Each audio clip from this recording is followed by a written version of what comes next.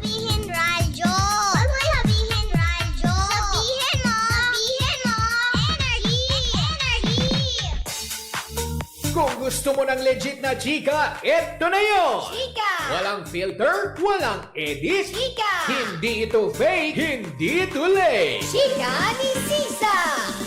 Lahat ng ganap sa showbiz pag-uusapan natin dito. May nag-break, may nagkabalikan. Tara at pag-usapan. Kung ano man ang chika, alam na ni Sisa. Ito ang Chika ni Sisa. Chika! Ni Sisa. Isang magandang hapon na Metro and Mega Manila. Grabe ang ulan.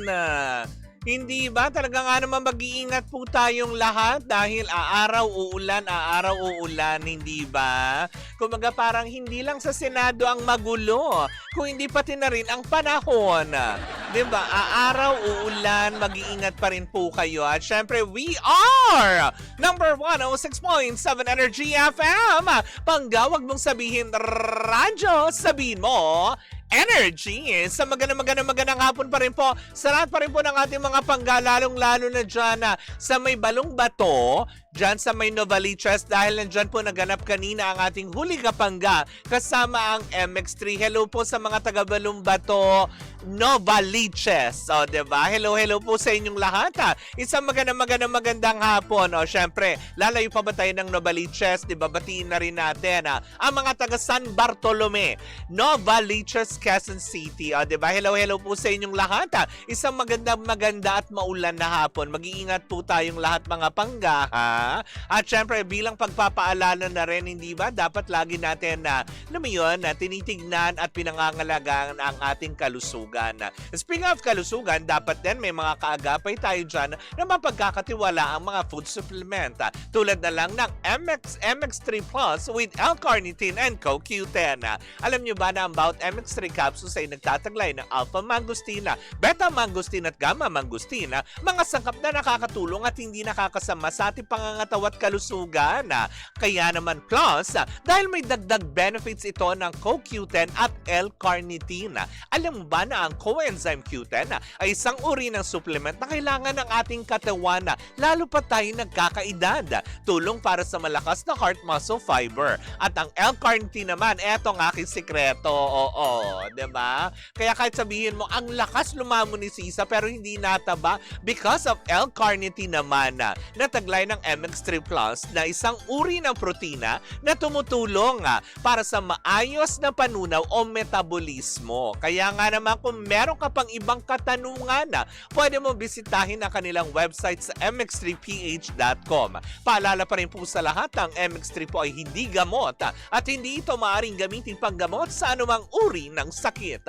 Sa MX3, dito ako believe, diba? Yan. Hindi ko na gine-gatekeep na kahit masabihin mong hindi nyo ako nakikita kung saan-saan man na nag-exercise. Wale. Ang lola nyo tamad. Diba? Nakakatamad kasi.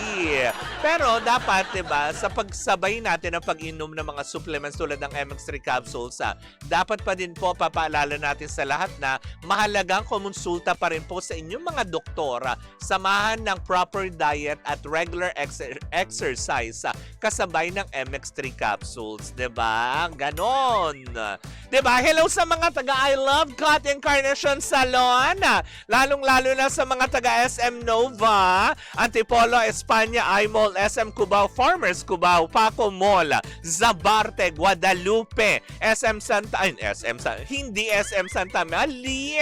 Santa Mesa branch lang. Di ba malay ba naman natin? Baka pasok na rin ang I Love Cut Encarnation sa loob ng SM Santa Mesa. Sa Better Living at sa mga taga Balot. Hello po sa inyong lahat dyan, Sir Jong Shotzi, kay Sir Romar, kay Sir Warren Encarnacion, at sa mga nagpapaganda ngayon sa loob ng bawat branches ng I Love Cut Encarnacion. Isang magandang hapon po sa inyong lahat. At eto na, tumungo na tayo, diba? Sabi niya, Randy Santisas. Ayan, nakikinig daw ngayon. Hello sa iyo, mag-iingat ka, Russell Vargas, Ate Corina Dano, eto na ang ating unang chika ni Sisa. Boo, boo, boo, boo, boo! Nako, mainit na pinag-uusapan ngayon dahil mapa hanggang ngayon ay wala pa rin at hindi pa rin nasisilayan ng madlang people ang mag-asawang Vice Ganda at Ayon Perez, diba? Marami ng spekulasyon at kung ano-ano na, samut-saring mga, alam mo yun, samut-saring daldal, ganon. Kung ano-ano na lang ang mga pinalalabas yung balita na ngayon, ito kinaluloka ko na kasi nga hindi pa nga din daw nasa site nga yung mag-asawa na baka nga daw may katotohanan yung balitang plinano or plano na nga ba talagang iwan or mag-resign ni Ayon Perez sa Showtime. Bakit? Diba? Sa dami na ng pinagdaanan nila. Ngayon pa ba siya magpapatinag sa mga ganyan? Nakakaloka. Nasa bakasyon ang mag-asawa ngayon nasa Vietnam. Hindi ba? Siguro taking a break. Diba? Sa dami ba naman ang ginagawa nila sa araw-araw. At wala naman daw itong kinalaman sa naturang issue nung last July 28 na episode. Ay, 28 nga ba? 24. Diba? O diba? Sa dami ng mga nangyayari sa kapaligiran. Last July 24. Diba? Tama ba ako? Bumalik na si Ayon. O, bumalik na daw. Hindi ba na nakakaloka? Diba? Na sinasabi daw na plano mag-resign. Oh, ba talaga ba? Dahil lang dito, diba? Wala naman silang ginawang masama ayon sa ibang mga nagtatanggol, diba? Bakit kailangan ganito lagi ang ating maging espekulasyon? Diba? Hindi pa tapos ang 7 days period na binibigay ng MTRCB buhat nang sila ay mag-meeting or mag-hearing. Diba? So wag tayo mag-una-una. Diba? Na nakakaloka. Tama naman sabi. O yan o. Marami na nagpapatunay. Nasa Showtime na kanina si Ayon Perez. Oh. Sabi yan ni Russell Vargas at si Daryl Fukunaga. Diba? Na nakakaloka. 2026. July 24, 2020. Oo nga, 2020. Ano ba yan?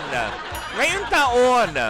July 24 Cup. Oo, 'di ba? Maraming salamat.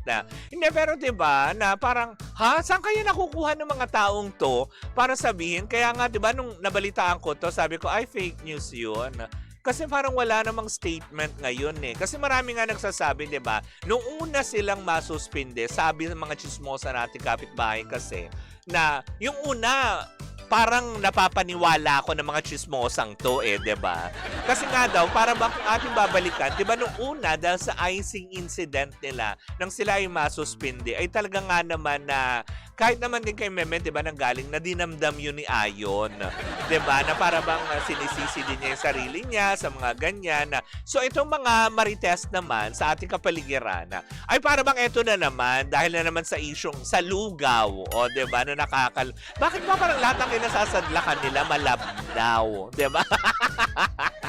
'Di ba? Yung una icing, 'di ba? Medyo malapot. Tapos ito lugaw. Hindi yung malabnaw, malapot. Tapos ito naman lugaw. Nakakaloka dahil nga daw dito. Pero yun na nga, marami na nakapagpatunay na kanina po ay muli nang nasilayan na etong si Ayon Perez sa Showtime daw. Ayon yan sa ilang mga netizen na nag-abanga ng Showtime. Kaya wala pong katotohanan yung mga ipinamamalita ng mga matatabil na dila na siya po ay nagpaplanong mag-resign. Sana hindi nyo na po napanood kanina, diba? Hello, Cleophil, Cleo Charot. Good afternoon sa'yo. Happy Tuesday, diba? Sabi niya gano'n, yes, ka-present pala. O, diba? Kasi nga naman, bakit naman kaagad tayo mag-jump into conclusion kung wala pa naman nilalabas na resolusyon ang MTRCB? Tama, mali. Diba? Huwag natin pangunahan kasi meron talagang pagdinig, may due process na tinatawag dyan. Kaya antayin natin ang posibleng maging hatol nga.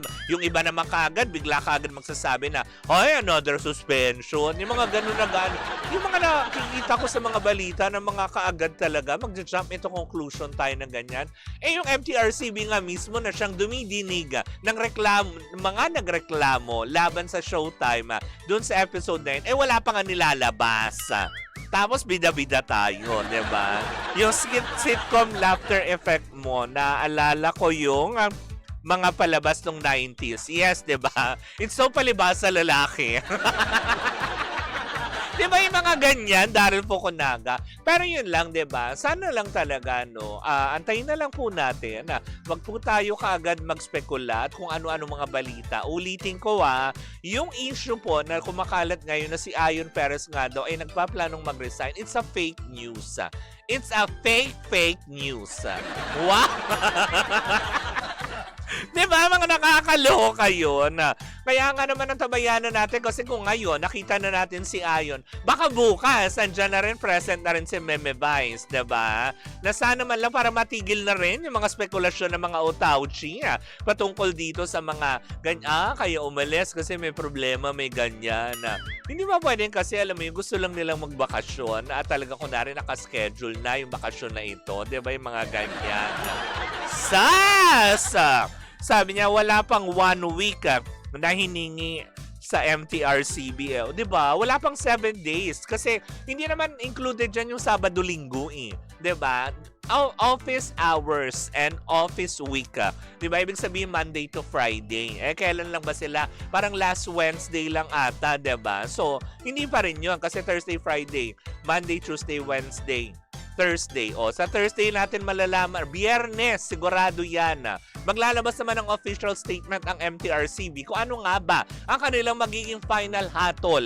Kung ito nga ba ay may violate na kanilang regulasyon sa kanilang ahensya, di ba? Or pagbibigyan nga ba yung mga reklamo ng mga taong tumawag sa kanilang ahensya, di ba? Well, malalaman natin yan sa mga susunod na araw. Well, in the meantime, mga pangga, di ba? Sabi niya, dapat mga nagpapakalat ng fake news, report kay Meta. Di ba? Yung mga ganyan na nakakaloka. Kaya nga alam mo yun.